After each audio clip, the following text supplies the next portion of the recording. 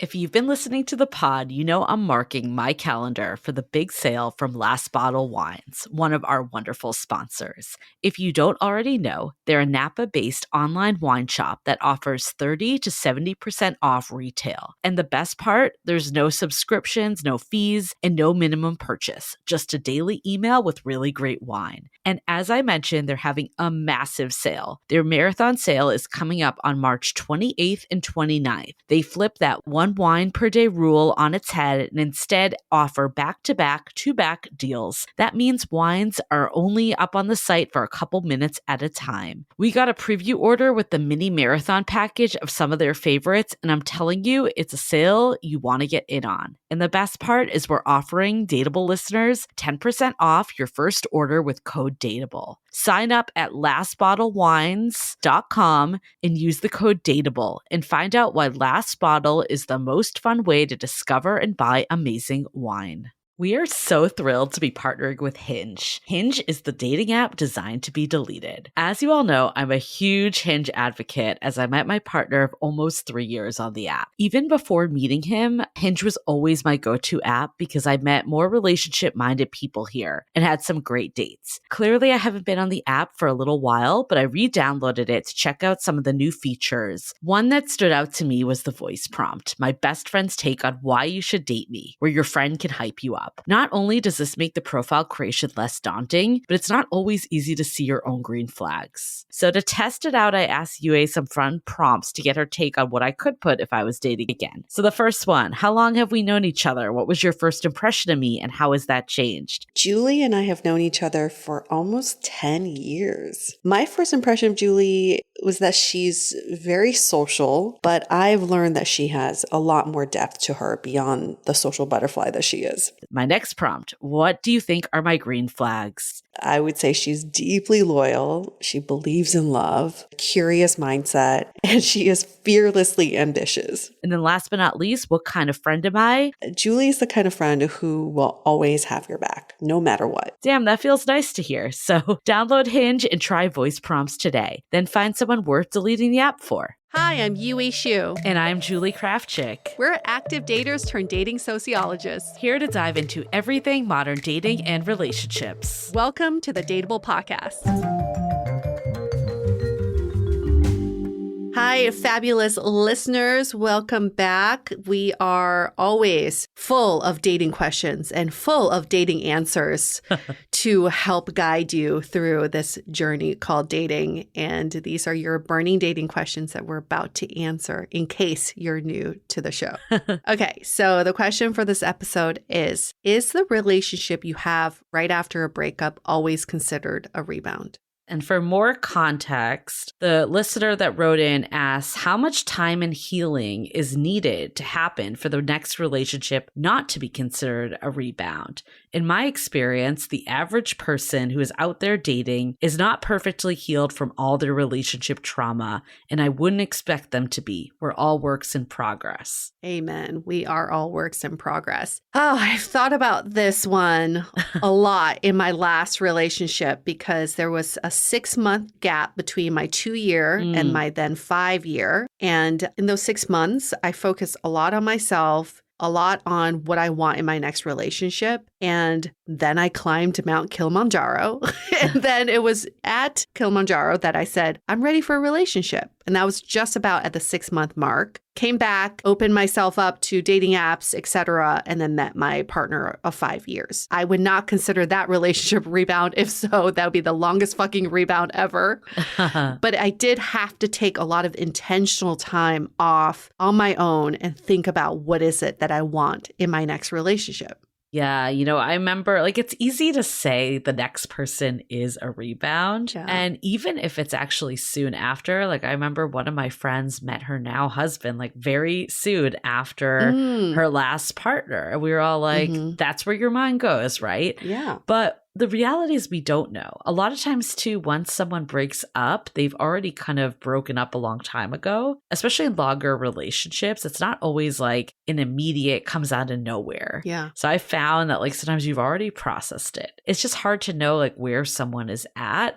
And even if someone's like not in an actual relationship or just ended one, if they have someone floating in their life, that could just be the same difference as someone getting out of a 6-year relationship. Yeah. I think more of it is this person open to someone new? Like, are they in a place that their heart is open, their mental space is open? Like, where are they? Are they hung up on someone from the past? Are they still grieving a past relationship? That's really different than, hey, I'm ready to move forward. I've processed what's happened. I'm looking for the next person in my life. Like, that is how I would judge it over, when this happened. Sometimes the ending of a relationship, even though it ended on a specific day, it probably has been ending for a while in a lot of cases. Exactly. So you can't say, oh, this relationship just ended. Like, this person could have been emotionally out of this relationship for a while. That was the case of my 2-year relationship. I also feel like sometimes that previous relationship sets you up for the next person. It's a catalyst for meeting the right person. So there really is no black and white answer to this.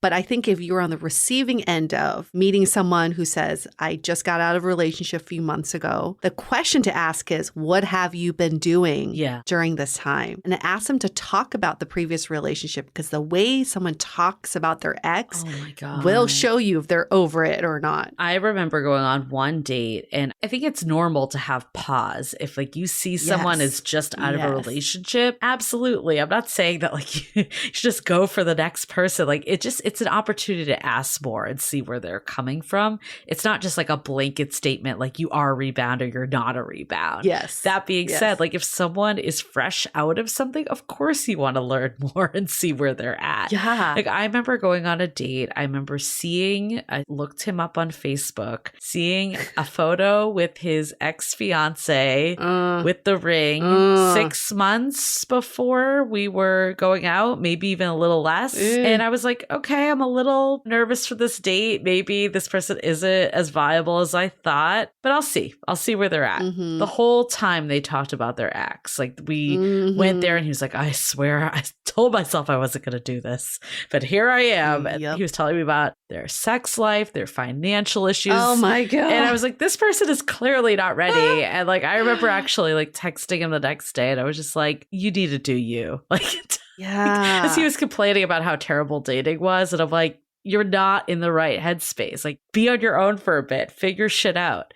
That's very different than if someone came and was like, I broke up with someone 6 months ago. We were engaged, but I realized that this was not the right person for me. Yes. Like I've done X, Y, and Z to process it. Even admitting like I want to date again, but I'm not 100% sure. That's still different than, I'm trying to do it, but like you can really see that someone's just going through the motions. Yeah. If someone has a lot of anger and hatred towards the previous relationship or the previous partner, it's a huge fucking red flag that they're not over it. Yeah. When people are over the relationship, they don't have that much energy to talk about this previous person. And I know that like me 2 months ago when I was very fucking angry, I know that I would have talked a lot of shit about him and the relationship. Now I'm kind of like, I'm over. I don't need to talk about it. People ask me, I'm like, it ended poorly, but it was the best thing to happen to me. That's like how I feel now. So really listen to how this person talks about their previous relationship. And if you're the one going through the transition, a way to tell if you are looking for a rebound or not is to check in with how you're feeling about this previous one. Is there still anger, resentment, a little bit of hope still, or just like still occupies your mind? If it's still living in your head every day, you're not ready yet. I want to talk about just like some of the ways that you can see if you're in that mindset. But before we do, let's take a minute to hear from our sponsors. This episode is sponsored by Via. We all know there are things that can help set the mood in the bedroom, but did you know a little THC could also do that? Yes, Via has developed a unique blend of pleasure-enhancing cannabinoids, libido-strengthening herbs, and a low dose of THC all into one mind-blowing gummy called High Love. This gummy, wow, it will awaken your senses, increase blood flow, and intensify any sexual experience. I've been pleasantly surprised by the High Love gummies because it is just the right amount of THC for me to have a good time without feeling sleepy. And hey, if THC is not your thing, Via also offers a wide array of other gummies without it. And everything legally ships in 50 states with discreet packaging directly to your door. So if you're over 21, you can get 15% off and a free pack of award-winning Dreams THC plus CBN sleep gummies with our exclusive code DATEABLE at viahemp.com. That's VIIAHEMP.com. Let the gummies work their magic. Head to viahemp.com and use the code DATEABLE to receive 15% off and one free sample of their Sleepy Dream gummies. That's viahemp.com and use the code DATEABLE at checkout. Take your passion and pleasure to a whole new level with high love from Via Hemp. This episode is made possible by Badlands Pets. As you all know, Mojo, my precious baby, is the reason why I found love in the first place. He made me feel love again. So I would do anything to ensure his health and longevity. And actress Katherine Heigl and I have that in common. She's helped save over 16,000 dogs through her foundation. And after doing a ton of research, she feels there's one place we can look to improve any dog's health, and that's their food. So fortunately, she found that just by adding a few special superfoods to her dog's food, she saw huge transformations in their health. So she's made a 20-minute video explaining step by step how anyone can do the same thing to see incredible changes in their dog's health. I've definitely re-looked at what I'm feeding Mojo and making sure that, hey, he only has one life to live, and I want to make sure it's the best damn life. So if you want to keep your dog healthy and happy, go to badlandsfood.com/dateable and watch Catherine's video right now. Again, that's badlandsfood.com/dateable. As you know, I recently left my corporate job and I've been in total recovery mode, all about self-care. One of my new routines is the nighttime shower before bed. There's just something about washing away the day and that reflection that's been super helpful for me. I've been using one of our partners, Osea's Mega Moisture Duo. This combo body oil and body lotion are so freaking incredible. It literally feels like I'm at a spa. I realized that the secret is seaweed and other skin level ingredients that are normally reserved for face products. And that's why I was so excited when Osea became one of our partners. And, you know, we're so grateful for partners like this because one, they keep the show going, but they're also super good for all of our listeners and for our own well-being. So if you want to have that nighttime bliss like I am doing, you can get 10% off your first order site-wide with code DATEABLE at oseamalibu.com. You'll get free samples with every order and free shipping on orders over $60. So head to oseamalibu.com and use the code DATEABLE for 10% off. Let us know which products you end up going with, share them in social. Super excited to see what you end up choosing. So I remember, and I guess this is the part that's interesting about this question. I feel like I never thought about people as rebounds. Like I wasn't like, oh, I need to go out and meet someone new and they're like the rebound relationship. Like it was more of when I was on dates, I was like trying to bring up talking about my ex. It was clearly like I wasn't ready. Yeah. Like why would that be something that you're doing? Yes. So I think it's less about like if you're the rebound or not. Like I'm not sure if people are like thinking about it in those terms. It's more of, is this person in a place that they're ready to date? Yeah, that applies to every stage, right? It doesn't have to be someone coming out of a relationship. It's like even someone who's been single for 6 years. Exactly. I would also like to know if they're in a state to date. Nobody's like intentionally out there searching for a rebound. No. Nobody's like really looking for that. Another way to think about this is to ask, what did you learn from the previous relationship? That applies to the person you're seeing who may be going through this, or if you're personally going through this. When you focus on the learnings, it actually helps to gauge your readiness factor. If you really feel like, oh, I learned great lessons, the breakup happened for a reason, it taught me all these great things, then that is also a great sign for you. I actually really don't like the word rebound. Like, I feel like that word, it just diminishes what someone is. And I think more of the reality too, it goes back to this intentionally set out to have a rebound or like the next thing. A lot of people in the dating world just don't know where they're at fully. No. And sometimes, I've been here before, sometimes you need to go on the date to see if you're ready. Yeah. And sometimes you realize quickly you're not. Yeah. And again, it wasn't like you were setting out to be like, oh, I need to get back into it. You're just like, I want to find love. I'm going to get back out there. And I guess my question, I'm curious your thoughts on this, Yue. Like, what do you do if you find yourself in the place where you meet someone, maybe go on some dates with them, you see it going somewhere, maybe even hook up with them, and then they tell you like, I realized I'm not ready for a relationship because I'm not over my ex. Like, do you feel like you're the rebound? Like, how do you navigate that? It's going to be a long-winded way to answer this question, but I have a friend who dated a guy after he ended a 7-year relationship soon after. And they were actually friends. Okay. They had known each other throughout the 7-year relationship. After they broke up, he like reached out to her as a friend and then they had a romantic connection. They started dating. And for 6 months, it was very hot and heavy. He said he was in love with her. He like gave her all these gifts. They went on a trip to Paris. Wow. I mean, it was like all the things that you're like, oh my gosh, this person's meant for me. And at the end of the 6 months, he said, I realize I'm not ready. I realized I was going through the motions of being in a relationship. It felt familiar. Yeah. And you're someone who's been in my life, but I'm just not ready. I'm not ready for a relationship. So in the moment, I remember thinking, ugh, how terrible. Like he put her through all that. But now looking back, it still was his truth and their truth. They still had a really great 6-month romance to explore that opportunity. And at the end, it didn't work out, but I don't think it has any less weight than a 6-year relationship or his 7-year relationship.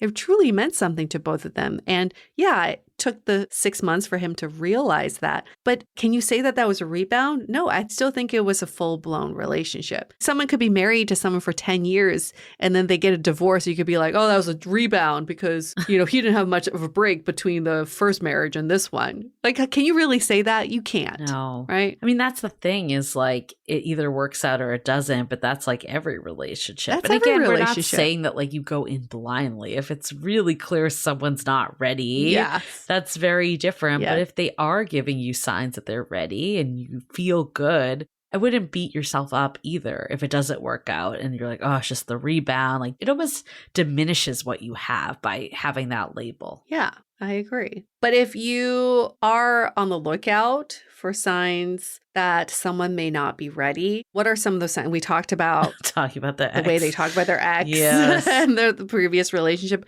Do you think there are other signs?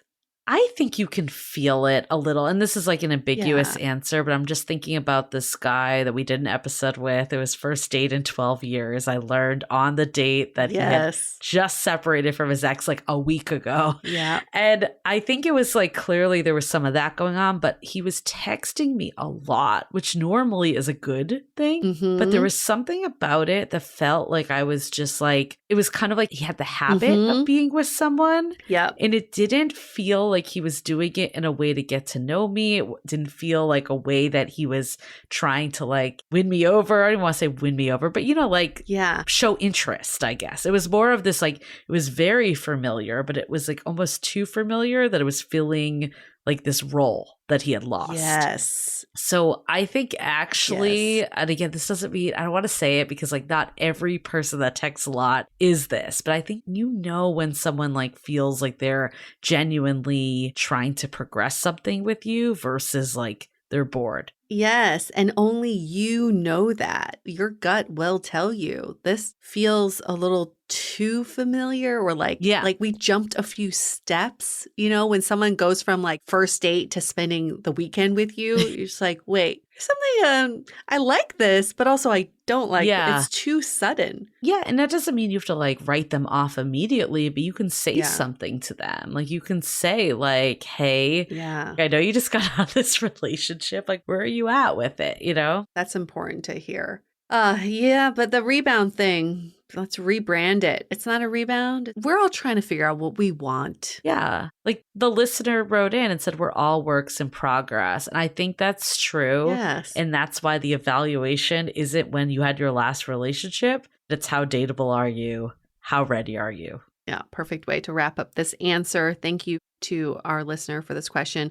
If you like to get your burning dating questions answered, you can email us, hello@dateablepodcast.com. You can DM us on Instagram @dateablepodcast, or you can leave us a 5-star rating and review in Apple Podcasts. And in the body of your review, ask your question there. Bada boom, bada bing. We'll answer it right away. We push it up to the top of the queue. We'll put some urgency behind it, and you'll get your answer right away. So those are the best ways to do this. Thanks again for that question. Great. And make sure to subscribe so you get the next brunch talk immediately as soon as it's released. Mm-hmm. And then also our long form podcast. If you have come because this topic really resonated with you, that you felt like the rebound, this is your first Dateable episode ever, we have our long form podcast where we really go into it. So make sure to find us there every Wednesday that drops. All right. Happy brunching, folks. See you next week. The Dateable Podcast is part of the Frolic Media Network. Find more podcasts you'll love at frolic.media/podcasts. You can follow us on Instagram @DateablePodcast and visit dateablepodcast.com for access to all the episodes and our premium programs. Also, make sure to subscribe today if you haven't already on Apple Podcasts, Spotify, or your favorite podcast platform so you are the first to get all the latest episodes. And most importantly, stay dateable.